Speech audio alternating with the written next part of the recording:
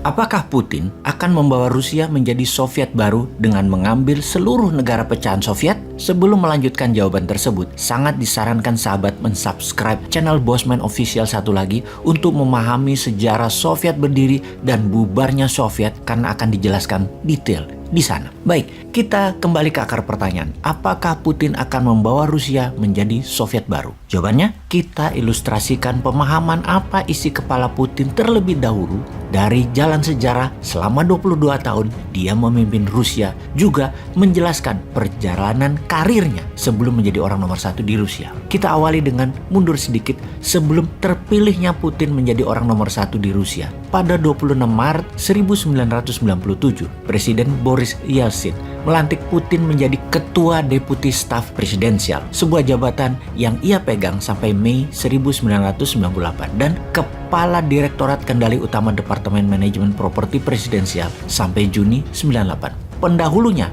pada jabatan tersebut adalah Alexei Kudrin dan penggantinya adalah Nikolai Patrushev. Keduanya adalah politikus berpengaruh pada masa depan dan orang-orang Putin saat ini. Pada tanggal 25 Juli 1998, Yeltsin menunjuk Putin sebagai direktur dari Dinas Keamanan Federal atau FSB, Badan Intelijen dan Keamanan Utama Federasi Rusia, dan sebagai penerus KGB. Baik sahabat, informasi ini adalah kata kunci penting, direktur FSB.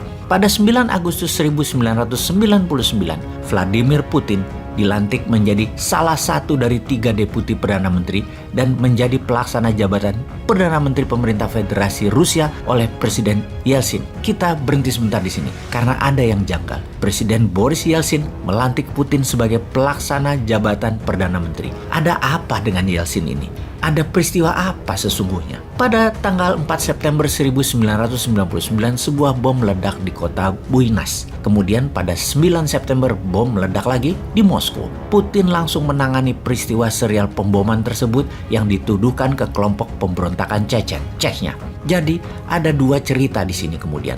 Kita kupas dulu jabatan politik Putin, baru cerita serial pemboman tersebut. Pada 31 Desember 1999, Yeltsin secara tiba-tiba mengundurkan diri dan berdasarkan konstitusi Rusia, Putin menjadi pelaksana jabatan Presiden Federasi Rusia. Dekret presidensial pertama yang Putin tanda tangani pada tanggal 31 Desember 1999 tersebut diberi judul Atas Jaminan untuk Mantan Presiden Federasi Rusia dan Para Anggota Keluarganya. Dekret tersebut menyatakan bahwa tuduhan korupsi terhadap presiden yang baru mengundurkan diri tersebut dan kerabat-kerabatnya dipetieskan. Kemudian 12 Februari 2001, Putin menandatangani sebuah hukum federal yang sama yang mengganti Dekret 1999, kasus tuduhan Putin dalam ekspor metal di tahun 1992 yang dibuka kembali oleh Marina Salye, namun Marina dibungkam dan dipaksa meninggalkan Saint Petersburg. Ketika persiapan calon presiden Rusia di tahun 2000, di mana para persaingnya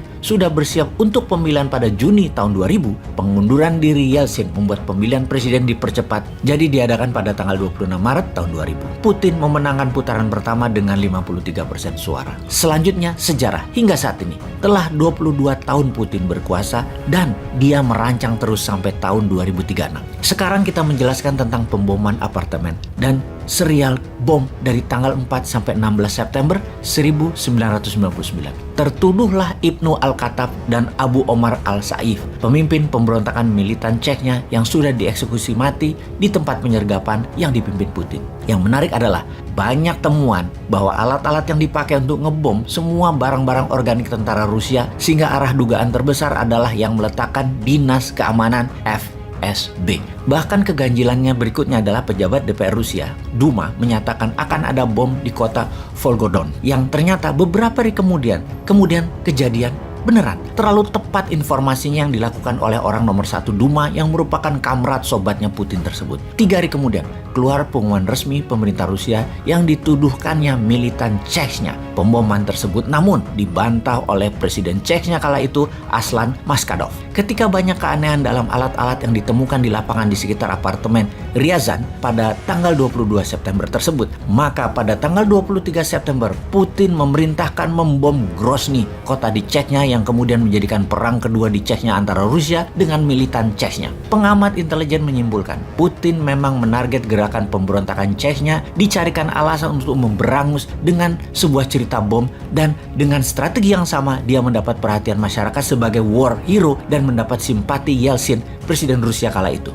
Ketika pengalihan isu bukti lapangan di apartemen Ryazan dengan serangan ke Grozny, 3 agen FSB yang benar meletakkan bom ditangkap polisi.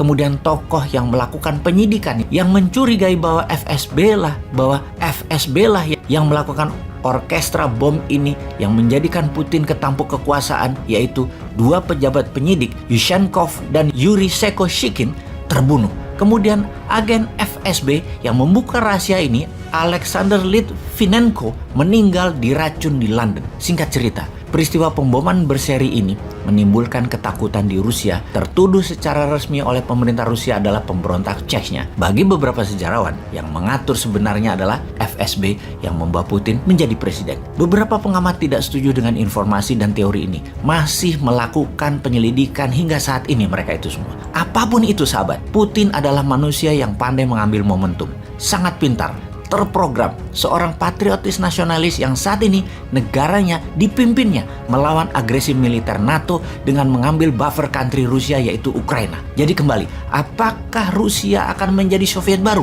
Walau alam.